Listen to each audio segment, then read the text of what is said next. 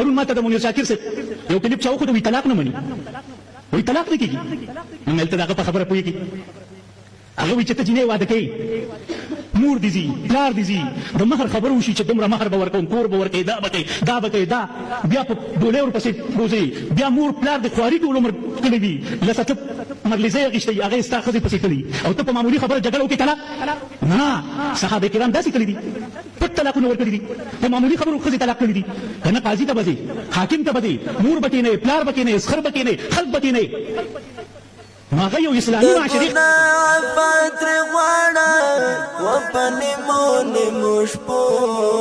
مسلمان خدای ته ژاړه په نیمو نیمو شپو د ګناه پاترې غواړه و په نیمو نیمو شپو مسلمان خدای ته ژاړه. عزتمندو د طلاق په موضوع کې د ټول امت مسلمه فیصله دا ده که یو څوک ښځې له طلاق ورکړي که د غصې په حالت کې د خوشحالۍ په حالت کې په کور کې ورکړي که په بار یې ورکړي که هر ځای کې ورکړي دا طلاق واقع کېږي بلکل. البته ښه طریقه دا ده چې شاهدان کینې محکمې ته لاړ شي بېله خبره ده خو طلاق واقع کېږي. دلته مخکې یو نامنهاد ملا داسې کلیپ کړی و چې ته طلاق ښځې له ورکړي او په غصې او دوکاندار سره یې جګړه کړې نو دا طلاق نه واقع کېږي. دا د احادیثو نبویه او د اسلام د عقیدې نه چورلټ خلاف و. طلاق په هر صورت کې واقع کېږي عزتمندو. نبی علیه الصلاة والسلام مبارک په دې باندې تصریح کړی ده چې په ټوکو کې هم طلاق واقع کېږي. هغه بېله خبره ده چې دې سړي غلط کار وکړو او دلیل عقلي پې باندې دا ویلی چې ته جینۍ پسې ورشې او مرکې وړې او پلانې وړې او بیا په یو ټکي باندې ختمه کړې نو موږ نه ویو چې دا کار یې ښه کار وکړو غلط کار یې وکړو. یو سړی به غلط کار وکړي خو اسلام حکم به پې مرتب کېږي. لکه په حالت د حیض کې سړی کوروالی وکړي نو دا خو د قرآن نه خلاف کار یې وکړو. الله وایي مه کوئ خو حکم پې مرتب شو که ماشوم پیدا شو حلالي بچی دی نو به سین کې لړه کې ته به وایې چې الله په دې وخت کې کوروالی حرام کړی او نو دې نه بچی پیدا شو دا سین کې لړه که نه دا کار دی لوفر غلط وکړو دی لوچک دا کار غلط وکړو دی ګناهګار خو دا ماشوم چې پیدا شو دا حلالي بچی دی حکم پې مرتب شو. نو یو سړی که په غصه کې ښځې له طلاق ورکړي کار یې غلط وکړو خو طلاق پې مرتب شو طلاق واقع شو او هغې بې علمه شخصیت دا ویلي و چې ګویا الله وایي چې لا یؤاخذکم الله باللغو فی ایمانکم الله تاسو په لغوه قسمونو نه نیسي. نو هغه خو د قسمونو مسله ده د طلاق مسله خو نه ده هغې باندې ما مستقل کلیپ کړی و. دلته یو بل دغسې احمق را پیدا شوی دی چې تاسو د مفتي صاحب په خبرو څه پوهېږئ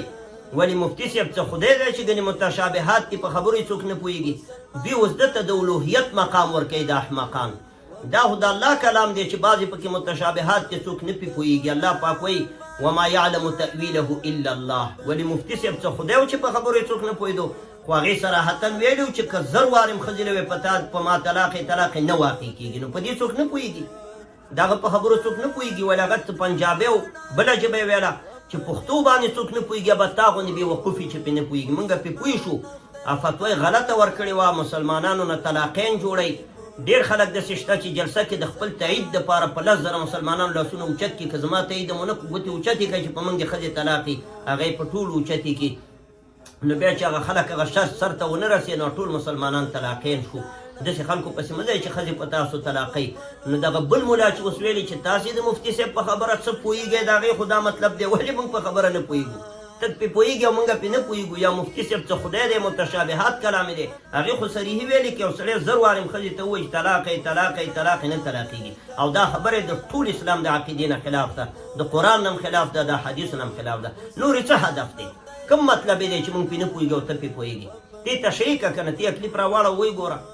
دا ټول هغه دي چې د مکې مشرکانو به ویل چې بل نتبع ما الفینا علیه آباءنا موږ مشرانو چې څه کړي موږ هم ورپسې روان یو نو موږ ورته ورځئ ورپسې. واذا قیل لهم اتبعوا ما انزل الله کله به چې د مکې مشرکانو ته وویلی شو چې د الله نازل شوي کتاب او د الله د پیغمبرو منئ ما انزل الله کې احادیث هم راځي یوازې قرآن نه قرآن او سنت ومنئ قالوا بل نتبع ما وجدنا عليه آباءنا دوی به ویل زموږ مشرانو ملیانو چې څه خبرې کړي همغې پسې ځو. نو دا یو نیټورک دی د دوی غلام محمد پرویزي چې څه ویلي دوی ټول ورپسې ور روان دي او په ماضي قریبه کې چې کوم یو څه ویلي